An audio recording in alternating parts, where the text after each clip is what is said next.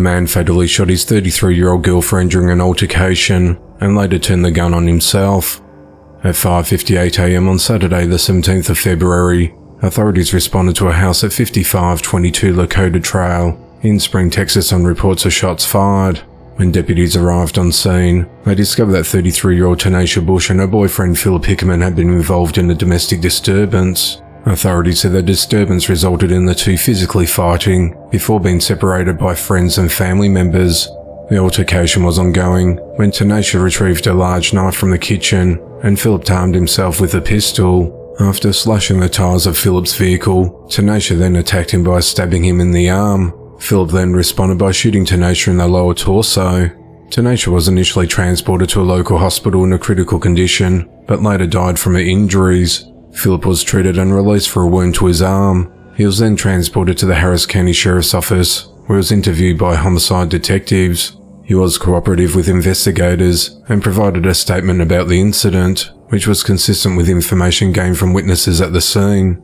Harris County Sheriff Ed Gonzalez said that Phillip was released, but the plan was to refer the case to a grand jury upon completion of the investigation. However, Phillip was said to be distraught, and his family went searching for him. He said that on Sunday the 18th of February, family members found him in the parking lot of the 14,700 block of Wood Forest. As family members approached him, he shot himself, and he was pronounced dead at the scene.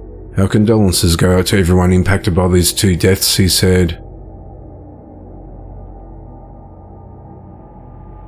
A woman made her 7-year-old son walk from school as punishment before running him over with her car.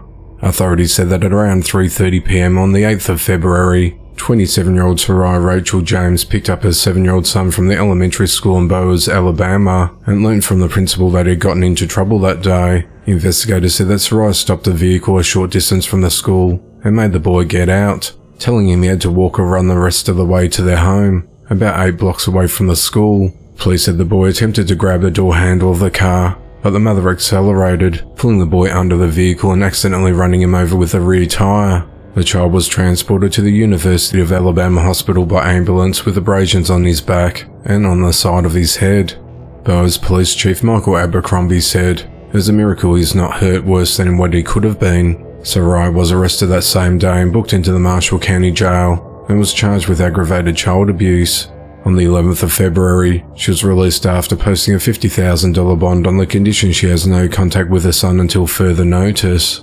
53-year-old Calumet Owens, who police said was also in the vehicle at the time of the incident, was charged with endangering the welfare of a child and was released on a $500 bond. The investigation into the matter continues. A suspended magistrate judge is accused of shooting an ex-boyfriend in the head and leaving him blind in one eye after he asked her to move out of his house several times.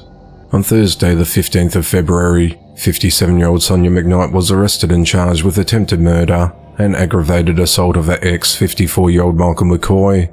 At 12:48 a.m. on Saturday the 10th of February, authorities responded to Michael's home at 224 Saddle Ridge Drive in Harrisburg, Pennsylvania, after Sonya rang 911 to report that Michael could not see and asked if an ambulance could come and get him. Police said Sonya did not tell 911 dispatchers what happened and claimed she was sleeping and heard him scream. Responding officers arrived on scene and found Michael alive, but had sustained a gunshot wound to his face. Neither Sonya or Michael told officers exactly what happened, besides Michael stating, "I did not shoot myself." Both Michael and Sonya said there was no one else in the home besides them during the shooting.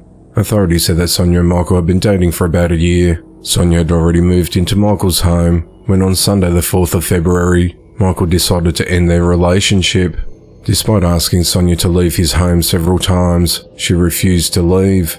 Michael then removed a key to his home from Sonya's keyring, even though most of her clothing and personal items were inside the residence. When Michael awoke the following morning, Sonya was gone. When he got back home from work, however, Sonya had returned, telling him that she let herself in using a spare key. On the evening of Friday the 9th of February, Michael went to a tavern after work. He told police that he believed Sonya had been following him, a suspicion police were able to later confirm through surveillance footage in the neighborhood. When Michael arrived home, he found Sonya relaxing on his couch in her pajamas. He told her that she needed to leave and said he planned on calling her mother to assist him in getting her out of his home if need be. She then allegedly agreed to go, and Michael said they'll talk about it in the morning because he was tired and said that he'd had a long week. Michael told investigators that it was like she finally understood that it was over. Following what seemed to be an understanding between the pair, Michael went to bed at around 11 p.m, but woke up shortly before 1 a.m. with massive head pain. He couldn't see and started screaming. Sonya told police that she could not explain what happened, but stated that she was sleeping and heard Michael screaming. She said she rushed into his bedroom asking Mike, "What did you do to yourself?" She then escorted Michael to the bathroom where he asked her several times to call an ambulance. When paramedics arrived, Michael was shocked to learn that he had been shot in the head because he did not hear the gunfire. A bullet had entered his right temple and exited his left temple. Forensic evidence collected determined that Michael had been shot from about a foot away, and investigators found gun residue in Sonya's hands about an hour after the incident. The firearm used in the shooting was registered to Sonya. Michael was released from hospital the next day and remains blind in his right eye. Michael's not the first partner Sonya's been accused of shooting.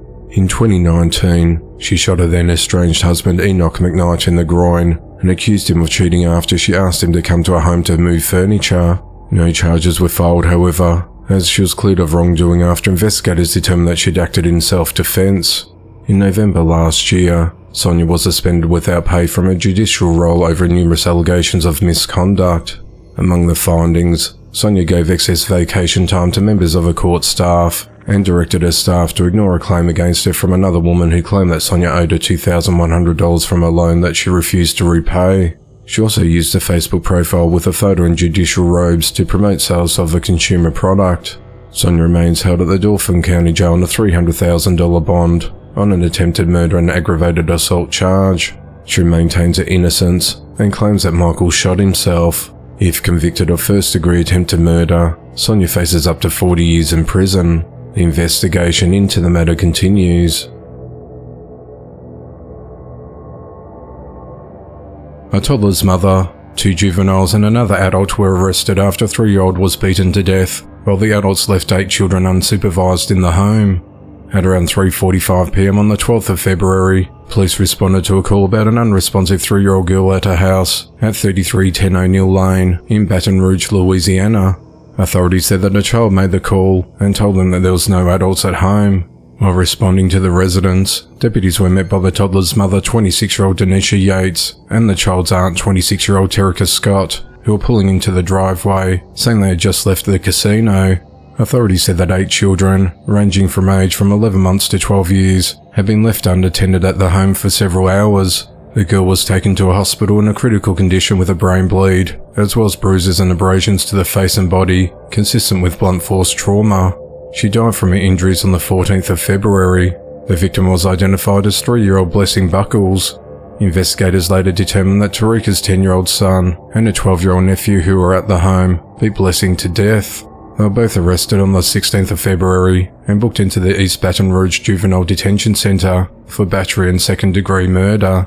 Dinesha and her children had been staying with Terrica for about 2 weeks, and the 2 women would often leave them unattended. Terrica said that she was aware her nephew was violent toward other children. Dinesha previously saw bruises on at least one of her daughters after they were left home alone with the boy, but she ignored her children's pleas for help. Terrica was arrested on the 16th of February, and Dinesha was arrested the following day, and they're both charged with principal to battery and principal to second-degree murder. They both remain held at the East Baton Rouge Parish Prison on bonds totaling over $40,000. A 28-year-old man is accused of running over his ex-girlfriend as she held on to their 1-year-old child.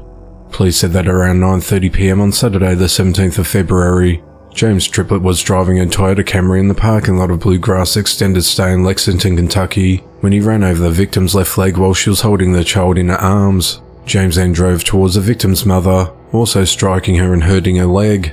When police arrived, James had already fled the scene. The victim told officers that James struck her in the face and strangled her before running her and her mother over. The ex-girlfriend was transported to a local hospital with extreme pain in her left leg. No other injuries were reported. James returned to the scene while officers were still there. Police noted that his breath reeked of alcohol, and there was an open liquor bottle in the front passenger seat of his car, and he admitted to taking 2 shots.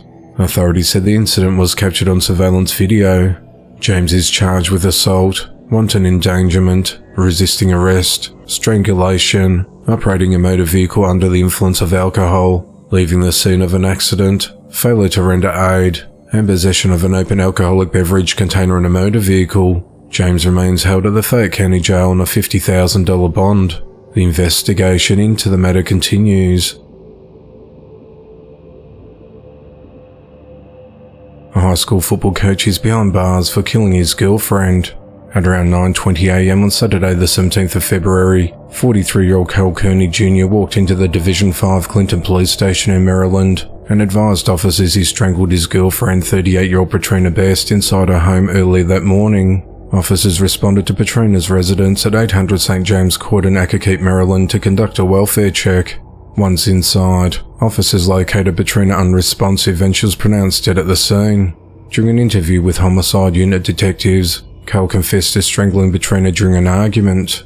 It's unclear what the dispute was about. Karel is charged with first and second degree murder and related charges and remains held at the Prince George's County Jail. Karel played in the NFL preseason games with the New York Jets in 2004 and 2005 and is the head football coach at the Sporting High School in Griffin, Georgia. Patrina became a registered nurse in 2016 and worked as a travel operating nurse around the country. Patrina's family said that around the time of her death, Karel was helping her pack up her belongings from a place to move for a new travel nurse assignment.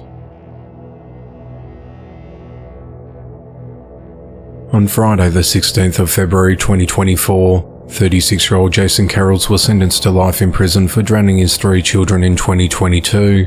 On the 15th of December 2023, Jason pleaded guilty but mentally ill to drowning his children, 5-year-old Bryant Karels, 3-year-old Cassidy Karels and 2-year-old Gideon Karels in a bathtub because he was angry his children's mother had left him. Despite their separation, Jason's estranged wife Deborah Karels was in the process of gaining full custody of the kids, allowed the children to spend the night with him on the 12th of June 2022.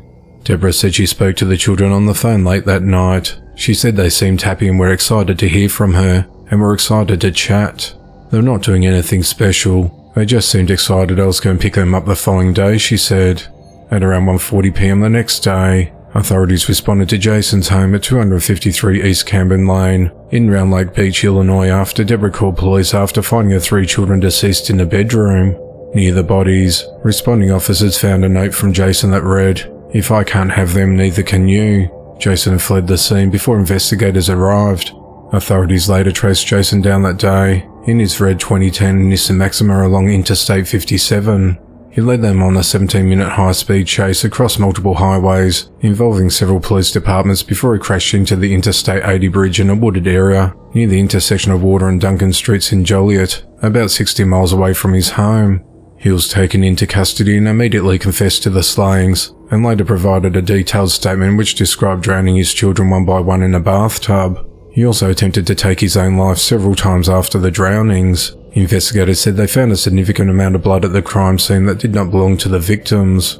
Lake County Judge James Boaz characterized Jason's actions as sickening and despicable before handing down a life sentence without the possibility of parole. Chief of the Domestic Violence Division Eric Colata described Jason's actions as brutal, evil and sinister. He said that Jason caused panic, fear and absolute terror in those children's final moments, using them as pawns in a scheme of revenge. Relatives described Jason as a monster, stating that he was the only person who was supposed to love and protect his children at all costs, and instead he did the complete opposite. A 35-year-old woman has been killed and 5 others wounded in a shooting outside a Waffle House. At around 12:30 a.m. on Monday the 19th of February, authorities responded to the parking lot of the restaurant located at 2621 South Lyndhurst Drive in Indianapolis, Indiana reports of shots fired. When officers arrived, they found 5 people with gunshot wounds. One of the victims, a woman identified as 35-year-old Crystal Kennebrew, was in a critical condition and was transported to a hospital where she died. 3 men and another woman were also transported to hospital in a stable condition. One man who was critically injured during the shooting either drove himself to the hospital or had someone else drive him there. This brought the total number of people shot at the Waffle House to 6. Multiple witnesses told investigators that an altercation between 2 groups of people took place inside and outside the restaurant that escalated to gunfire. Investigators recovered 2 guns, one at the scene and another in the vehicle at a hospital. Police have not determined if anyone injured in the shooting were responsible for firing shots. No arrests have been announced to date, as the investigation into the matter continues. A 17-year-old boy is behind bars on attempted murder charges after deliberately throwing a 6-year-old girl into a fire. At around 4:30 p.m. on Sunday the 18th of February, authorities responded to a property at 7681 Claremont Drive in Foley, Alabama to investigate a domestic incident. A third party called in to say that a young child had been burnt by a fire at their location. Deputies quickly arrived at the scene and located a 6-year-old girl and a mother across the street at a neighbour's house. Both were suffering from significant burns and were airlifted to hospital by helicopter where they are currently in a stable condition. Investigators said that a 17-year-old male family member who also lived at the address intentionally tossed the 6-year-old girl into the fire, causing her injuries. Lieutenant Andrew Ashton of the Baldwin County Sheriff's Office said our understanding was that there was a possible domestic violence dispute that occurred inside the house and then trickled out to the front yard, where the 17-year-old suspect took the juvenile and threw her into the fire. Investigators said the suspect held the girl in what was described as a rubbish fire until the mother was able to pull her out. Her mother sustained burns while rescuing her daughter from the flames, he said. Neighbour Jason Davis, who witnessed the incident, rushed across the street to help. A little girl saw me and she came running, Jason said. She jumped into my arms and told me he's going to kill me, and I told her she was safe. Jason said he told the suspect to back off. He instructed a friend to call 911 and took the child and the mother back to his house until help arrived. Lieutenant Ashton said it's appalling any time a child receives these types of injuries in circumstances of this nature, in a domestic dispute or whatnot. It's hard to sit there and I think, realistically looking at things and imagine they're going to escalate into a situation like this. The Baldwin County District Attorney's Office said the 17-year-old suspect has been charged as an adult because he's over 16 and faces a Class A felony charge of attempted murder. He also has been charged with assault. Authorities have not disclosed the teen's name and said that further charges are possible. He remains held at the Baldwin County Jail on a $550,000 bond. A Pizza Hut employee is accused of killing his manager, dumping his body in a trash can and leaving it behind the restaurant. On Friday the 16th of February, 31-year-old Kavonn Ingram appeared in the Milwaukee County Circuit Court in Wisconsin and was arraigned on charges of first-degree murder with the use of a dangerous weapon, hiding a corpse, armed robbery and possession of a firearm by a felon. At 11:04 a.m. on Wednesday the 7th of February, authorities received a 911 call from a garbage truck driver who reported finding a body in the garbage can behind the dumpsters at Pizza Hut, located at 124 North Chicago Avenue in South Milwaukee, Wisconsin. A responding officer walked over to the dumpster and found a 55-gallon trash can on wheels. He saw a semi-transparent plastic bag over the top of the garbage can with a foot protruding out of the can beneath the plastic bag. The officer also saw a pool of blood beneath the garbage can. The victim was identified as 55-year-old Alex Stengel. Police found a trail of blood that went from the dumpster area to the Pizza Hut building to the door that led to the restaurant's kitchen. Police believe Kavonn killed and robbed Alex over a $7,000 inheritance check he recently cashed on his way to work. Alex then brought the money to work and showed other employees, including Kavonn. Investigators said that on the morning of the 7th of February, Kavonn shot Alex in the head inside the restaurant's kitchen and then tried to slit his throat. He then wrapped Alex's body in a garbage bag and then placed it in a garbage can. At 10:25 a.m. that morning, surveillance video from a Taco Bell next door caught Kavonn wheeling Alex's body outside to the dumpster behind the Pizza Hut. Authorities said that the kitchen floor was cleaned, but investigators found blood on the sink, mop handle and light switch. When authorities went to Kavonn's house, his girlfriend asked, "Is this about Alex?" His girlfriend said that Kavonn discussed shooting Alex in the head and robbing him of his money, telling her if your gun is to his head and you shoot him in the head, it works as a silencer and no one's going to hear it. Police said they found a gun inside a backpack at his home. Kavonn is being held on a $200,000 bond. A couple have been arrested in connection with the deaths of 2 children.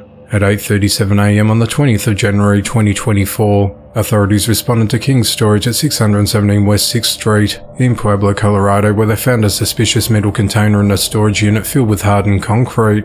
During a search of the metal container, investigators found a young girl's remains. At the time of the discovery, investigators were working to locate 2 missing children, Jesus Dominguez Jr. and Yesenia Dominguez, who were last seen in summer of 2018.